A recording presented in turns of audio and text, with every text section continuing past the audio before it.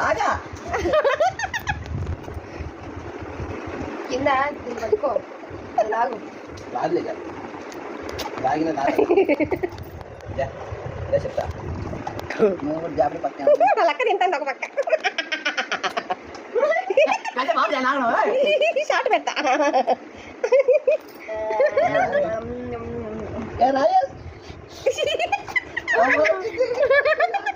ఒరే తిరిగిపోయి కదరా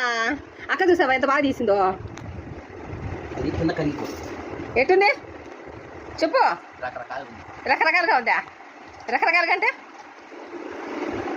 పైనాపిల్ లాగా లేదా మరి జ్యూస్ తాగింటే బాగుండేది నువ్వు చెప్పురా